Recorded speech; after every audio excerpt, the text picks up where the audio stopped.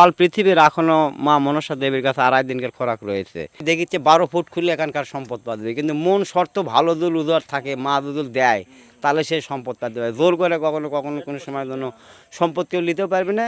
সম্পদের আশা করলে কত জীবনও হারান লাগতে পারে।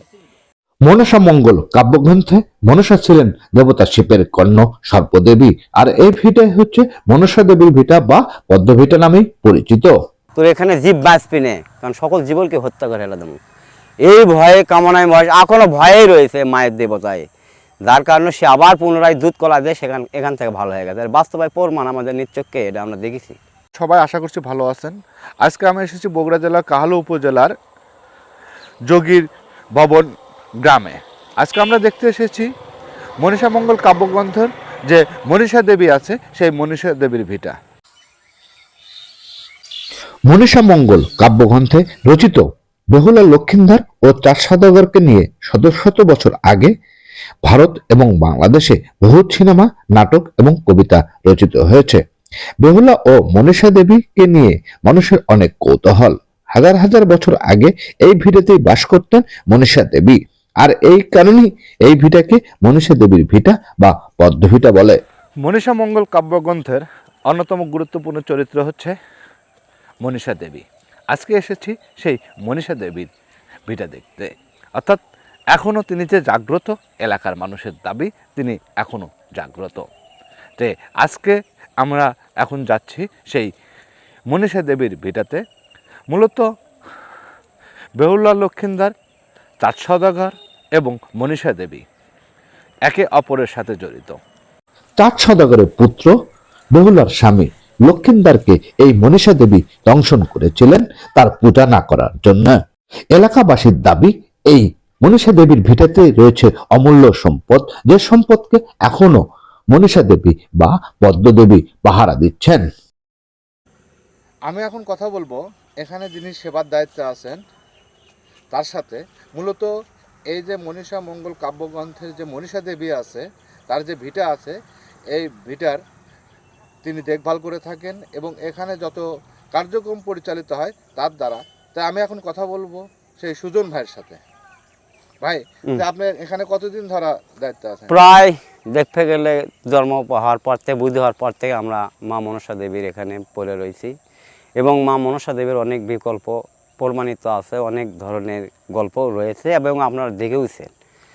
যাক, আমার বিশেষ বলার কিছু নাই। মা মনসা দেবী যতটুকু মানুষের হৃদয় মাঝে রয়েছে, এতটুকু নিয়েই তার কাছে যে আমার চাওয়া পাওয়া, সে যেন ভক্তর মাঝে এরকমভাবেই পড়ে থাকে, এবং মায়ের যে আকৃতি, ভাব, অনুভব, এটা যেন সকলকে দেখাতে পারে, এটাই তার কাছে আমাদের চাওয়া পাওয়া।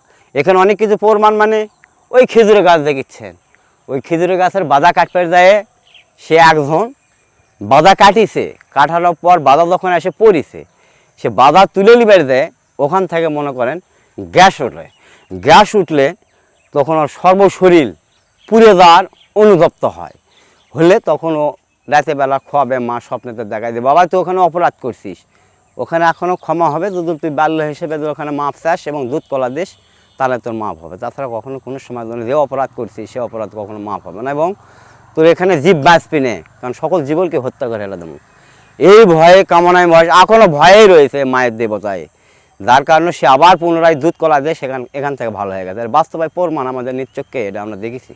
আচ্ছা, এখানে কি এখনো সাপ দেখা যায়? হ্যাঁ, এখনো দেখা যায়, পদ্মকে দেখা যায়, পদ্মামাকে দেখা যায়। কখন বাড়াবি এটা সবার চোখে পড়বে না, কারণ ওরা অলৌকিক জিনিস, কারণ ওরা থাকেই বাড়াবি, থাকেই হেরে দিবি, বুঝছেন। এই হলাকার মা পদ্মার হলাকার কথা, এবং মা পদ্মার হলাকার সকল জীবের মধ্যেই ধরে আসো আর কি, কোনো জীব ছাড়া দি তা নাই, কারণ এই বহুত দিন ধরে আসে এই জায়গা, সত্য যুগ থেকে মনে করেন, এখন থেকে না তো, এটা প্রাকৃতিক সে সত্য যুগ থেকে আমাদের বুদ্ধি হওয়ার পর থেকে আমরা দেখেছি এই জায়গাতে, এই পদ্মা মায়ের মন্দির কিংবা পদ্মা মায়ের জায়গাটা আর কি।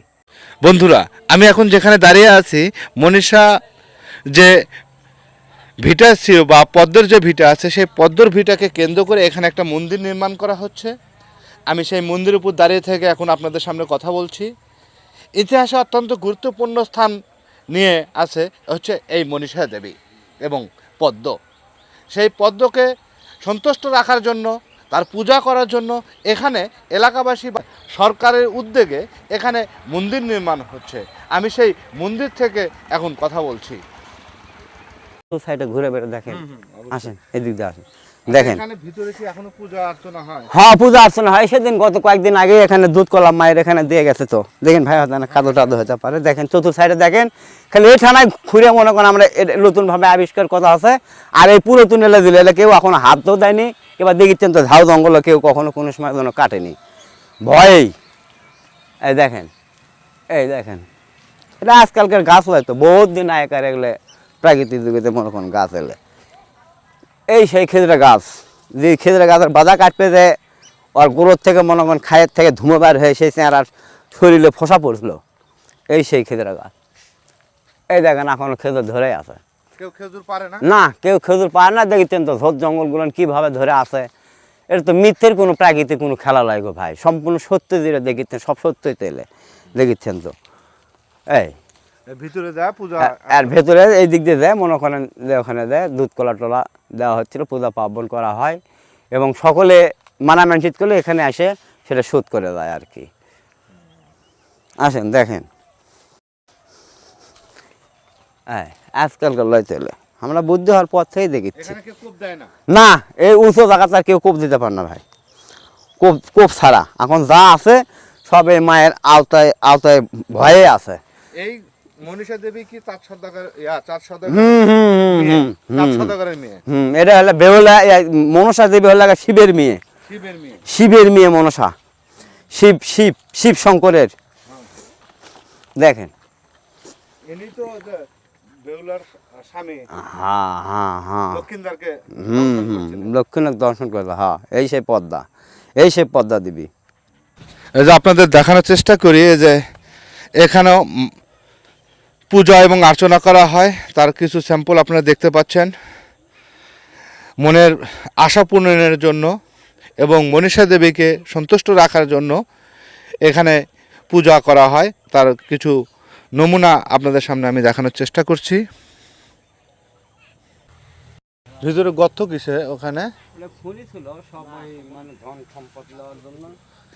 আচ্ছা আচ্ছা, অনেকেই বলে যে এখানে এখনো অনেক ধন সম্পদ। হ্যাঁ, আড়াই দিনকার এখনো খোরাক এখানে রয়েছে, অনেক ধন সব মানে অল পৃথিবীর এখনো মা মনসা দেবীর কাছে আড়াই দিনকার খোরাক রয়েছে।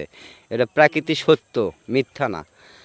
কারণ ইন্টারনেটে মাপে দেখা যাচ্ছে এবং ম্যাপে দেখিচ্ছে 12 ফুট খুলে এখানকার সম্পদ পাওয়া, কিন্তু মন শর্ত ভালো দুল উদর থাকে, মা দুদুল দেয়, তাহলে সেই সম্পদ পাতে হয়। জোর করে কখনো কখনো কোনো সময়ের জন্য সম্পদ কেউ নিতেও পারবে না।